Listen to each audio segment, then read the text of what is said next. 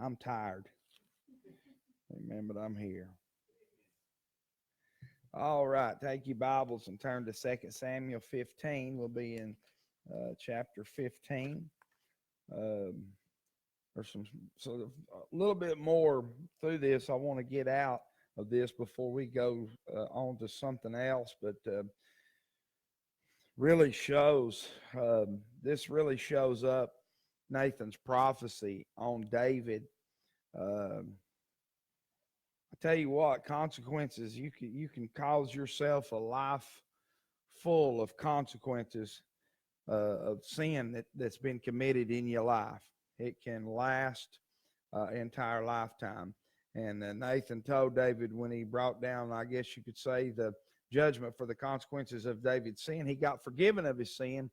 But when the judgment come down about the consequences of it, Nathan said, the sword will never depart from your house. You'll never have any peace. And you'll see right here again that David's children, and especially Absalom, and we know Ammon, how he was very manipulative. He was a very manipulating person, as you'll see out of this here in chapter 15.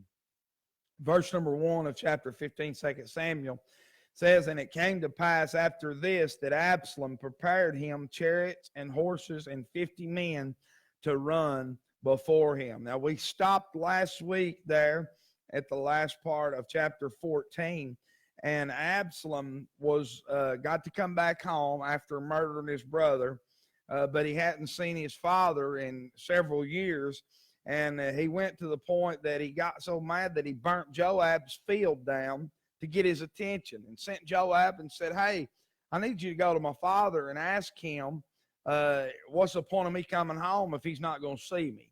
So where we ended in verse 33, that meeting took place, but I don't know that it was a lovey, cozy type meeting. I don't think that they was ready for forgiveness there. Just based on reading out the chapter 15 here, you'll see what I'm talking about. There was some things I think that was still left undone, that was left unsaid.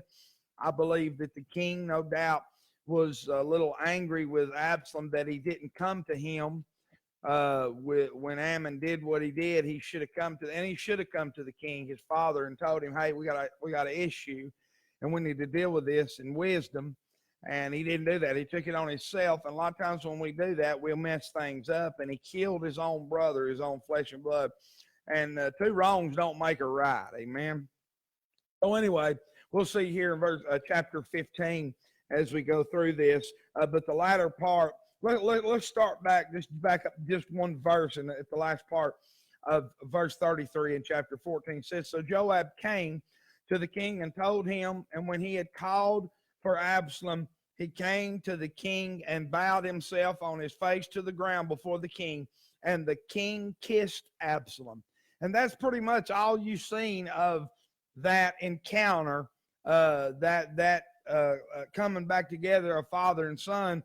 And it's really kind of vague if you be honest. I mean, yeah, he kissed him, he bowed himself, but there wasn't didn't say that David was, was delighted to see him or anything of that nature. So it's kind of like a forced interaction, the way I look at it a little bit. And I may be completely off base there, but just based on chapter 15, you can see that there's still no real communion between the father and the son, as you'll see as we go through this. Verse number 2 of chapter 15 says, and Absalom rose up early and stood beside the way of the gate. And it was so that when any man that had a controversy came to the king for judgment, then Absalom called unto him and said, of what city art thou? And he said, thy servant is of the tribes of Israel. So we find right here that Absalom goes out and stands at the gate of the city, and anytime anybody come in for counsel from the king, Absalom was cutting them off. And to be honest, I think what he was doing was getting his name out there.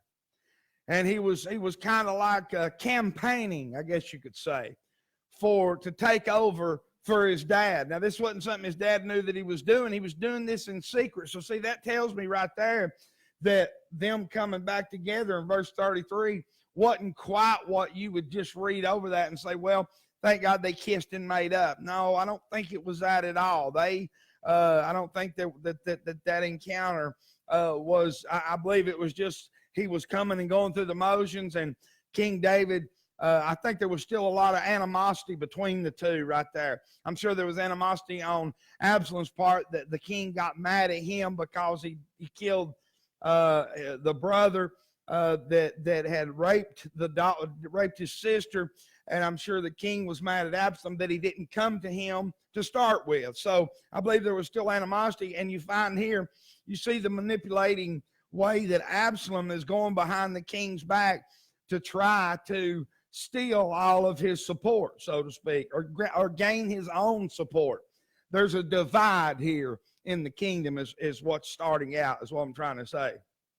Verse 3 said, and Absalom said unto him, see, thy matters are good and right, but there is no man deputed of the king to hear thee. Absalom said, moreover, oh, that I were made judge in the land, that every man which hath any suit or cause might come unto me, and I would do him justice. Notice what he's doing. He's putting in the ears of the people. He's telling the people this as they come into the city and said, hey, you know what? Somebody hear that and say, you know what? I did need something like that on my behalf a little while back. That'd be a good idea. Well, maybe we ought to appoint a judge.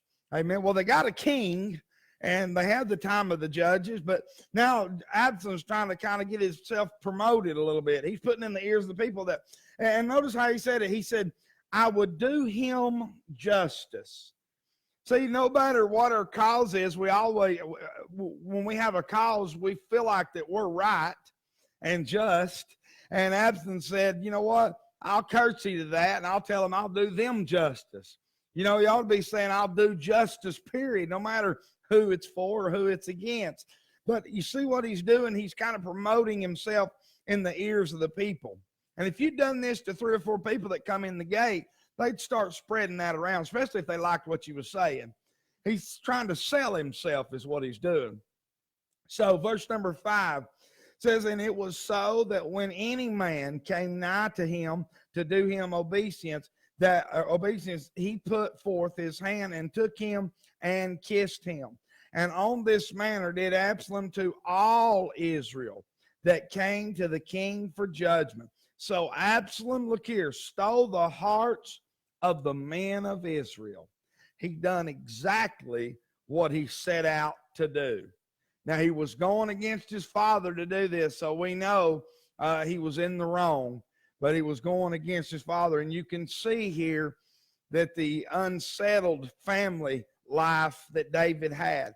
David's up in the palace, and he's probably doing his own thing, and under his own nose and under his own leadership, his boys down there trying to steal his dad's support, that he might be brought in and be made king or whatever. And that was his goal. That's what Absalom was trying to do. He was trying to take over. Verse 7 said, and it came to pass after 40 years. That's amazing when you read this, how long these things take place. And it came to pass after 40 years that Absalom said unto the king, I pray thee, let me go and pay my vow, which I have vowed unto the Lord in Hebron. For thy servant. So let's stop right there for just a second and think about this. The last thing we read there in verse number 6 said, and on this manner did Absalom to all Israel that came to the king for judgment. So that tells me he worked this for a lot of years. He was playing his cards right. He didn't jump into this thing. He worked this for a long time. This was a process over time. And I'm sure that it probably came out that, you know, the king's getting up there in years and he's getting a little older, and he might not be quite as keen on making the right kind of judgment as I would be, because I'm younger. You know, I don't know if that was said, but if he's trying to sell himself, I guarantee you he beefed it up pretty hot and heavy. But I thought about that once we read verse 6 and it jumps right into verse number 7. So this took place for a long time, a long period of time. Verse number 8 says, "For thy servant vowed a vow while I abode in Geshur in Syria, saying, If the Lord shall bring me again indeed to Jerusalem, then I will serve the Lord. And the king said unto him, Go in peace. So he arose and went to Hebron. But Absalom sent spies throughout all the tribes of Israel, saying, As soon as ye hear the sound of the trumpet, then ye shall say, Absalom reigneth in Hebron." He tells his dad that he's going over there to serve the Lord or to pay homage or whatever as he was going. He wasn't going for that at all.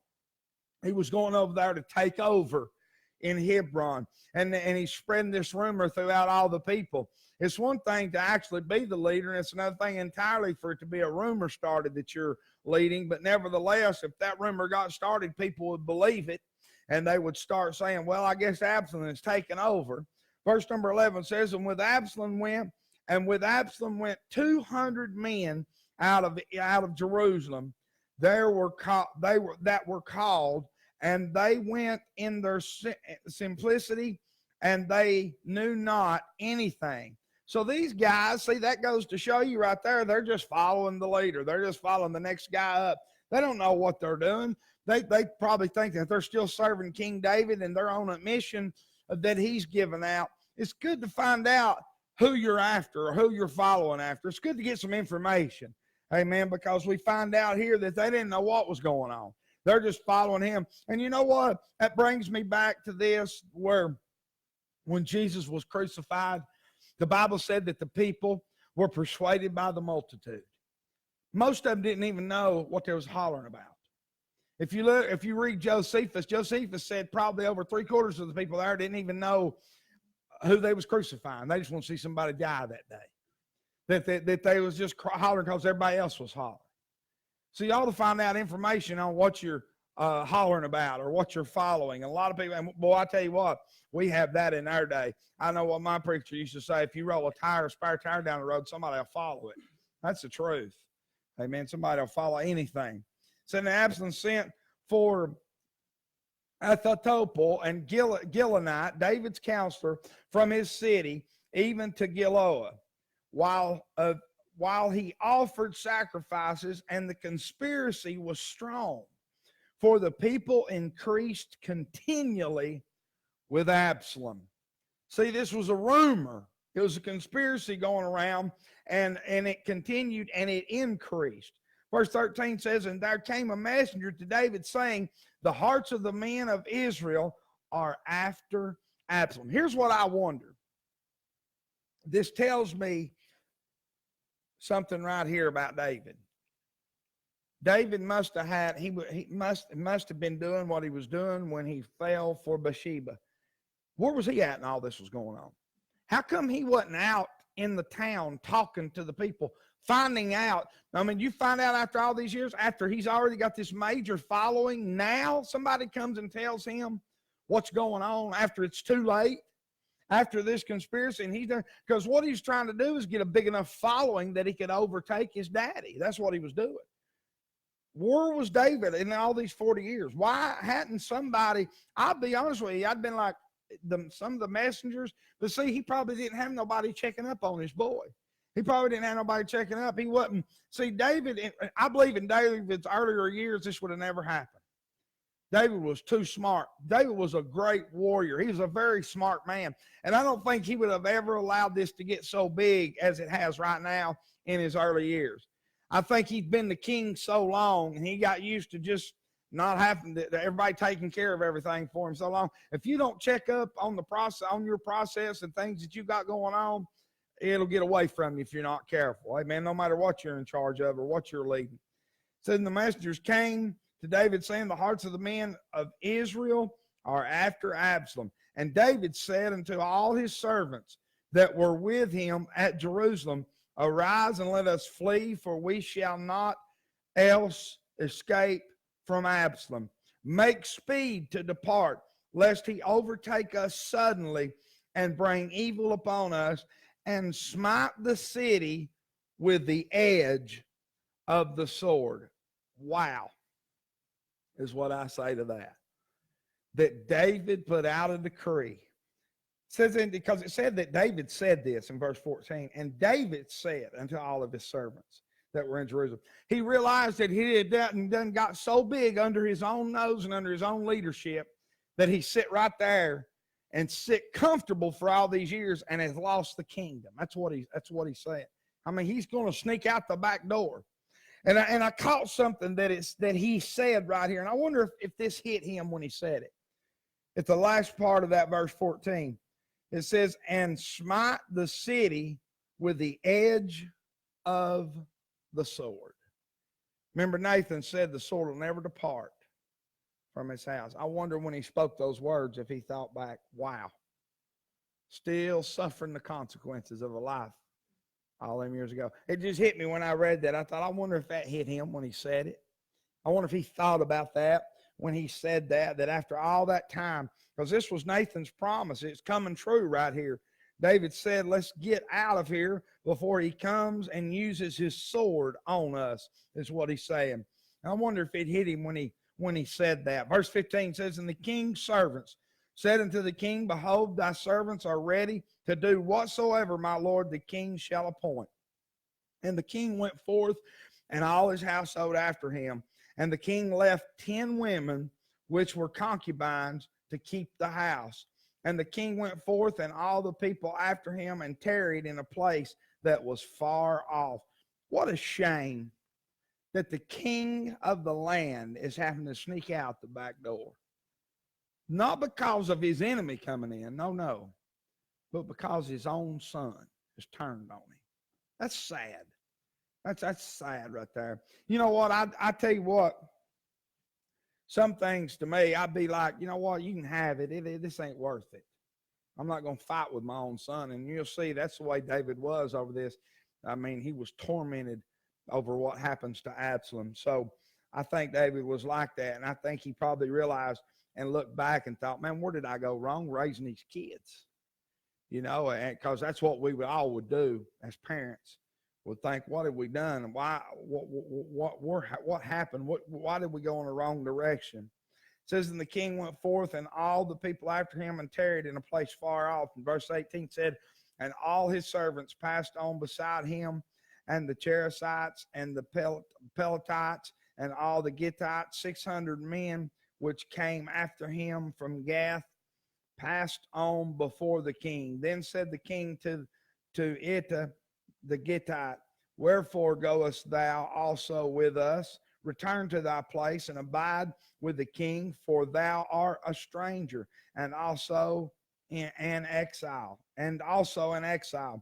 Whereas thou camest but yesterday, should I this day make thee go up and down with us, seeing I go whither I may? Return thou and take back thy brother, mercy and truth be with thee. And Ittai answered the king and said, as the Lord liveth, as my lord the king liveth, surely in what place my lord the king shall be, whether in death or life, even there also will thy servant be. He was loyal to David. And David said to Ittai, go and pass over. And Ittai and the Gittite passed over, and all of his men, and all the little ones that were with him. And all the country wept with a loud voice, and all the people passed over. The king also himself passed over the brook Kidron, and all the people passed over toward the way of the wilderness. This should be a time in David's life, I was thinking about this, that he could, at this point, be able to relax a little bit. Be able to just enjoy his kids and his grandkids. This ought to be a time, and it's not. It's a time that he is on the run once again. And like I said, I don't know if all of the problems with Bathsheba is the consequences for all this or not. I think it goes a little bit deeper than that, because I believe it has to do with some of the way that he might have that he took, and I tread here lightly, but the way he probably ways he had in raising his kids, and maybe he looked back, because like I said, we all would have regrets if our kids turn out or do something that we don't approve of. But I think that this goes, what I'm saying is, I believe this goes a little bit deeper than just the Bathsheba sin, because there's a whole lot here.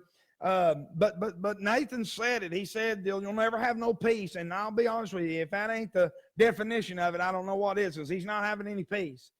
And I thought, this is a time in David's life, he's getting up there in years, that he ought to be able to say, you know what, I've worked, I've fought a good fight, I'm gonna enjoy some of my latter days. And he's having to flee his own house. I'll be honest with you, if I was that old, I believe I'd just be like, you know what, I'm just too old and too tired to fight and way too fat. Just come on, kill me, and I'll just go on to heaven. All that running seemed like it wire a man out, you know what I'm saying? But it really is sad, all jokes aside, when you see that. It just hit me as I was looking over this again about how he's on the run again. All those years back, and there's a brief time in David's life there, really until he got too big for his own britches. There was a brief time there that he had a good, pretty peaceful period in his life, and then he got messed up and things of that nature, and he got back to doing what God called him to do. But really and truly, if you look at it, there was just brief periods of time, because most of David's life, this is how he spent it, on the run. And you don't see that until you really do a study like we have over his entire life. But boy, there's a lot to learn out of this. Verse 24 said, and lo, Zadok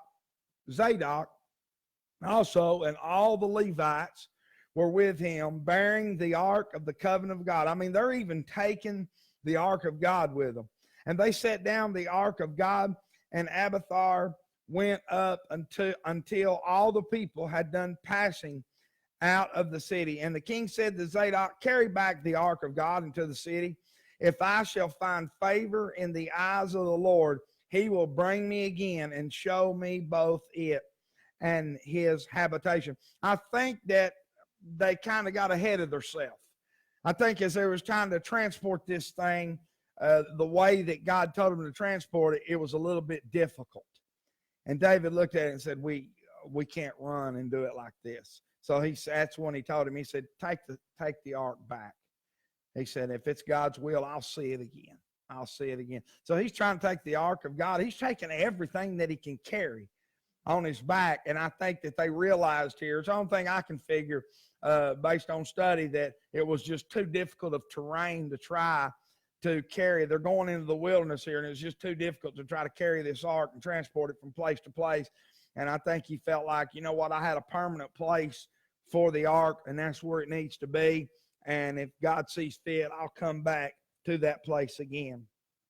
But he says, but if he thus say, I have no delight in thee, behold, here am I. Let him do to me as seemeth good unto him. That's what David's talking about God here. Said the king said also unto Zadok the priest, art not thou a seer? Return into the city in peace, and your two sons with you, Ahimaaz, thy son, and Jonathan, the son of Abiathar. See, I will tarry in the plain of the wilderness until there came word from you to certify me. Zadok, therefore, and Abiathar carried the ark of God again to Jerusalem, and they tarried there.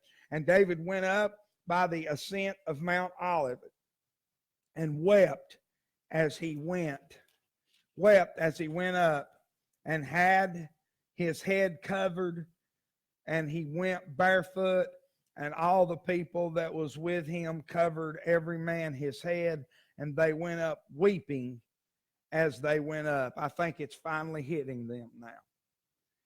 I think it's hitting David that he allowed this to probably get too far, and he's allowed his son to, but like I said, remember what the Bible said. I don't think that this army of Absalom is as big as they think it is, because it said the conspiracy spread.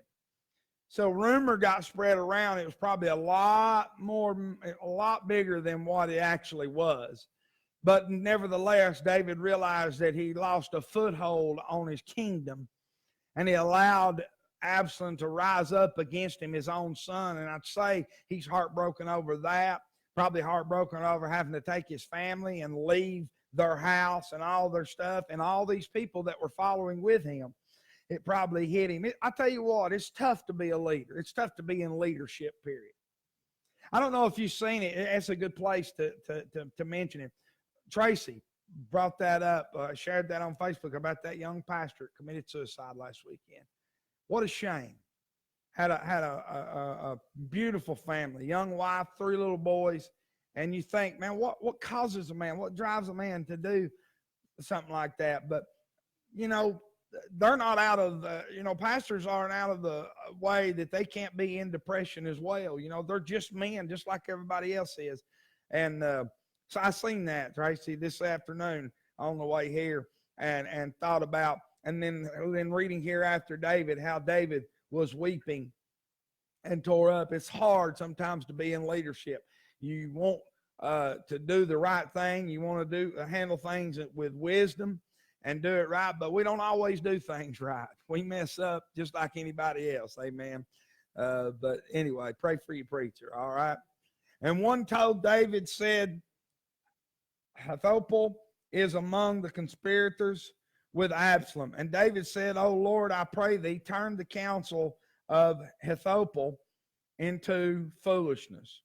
And it came to pass that when David was come to the top of the mount where he worshiped God, behold, Harosheth and the Archite came to meet him with his coat rent and earth upon his head.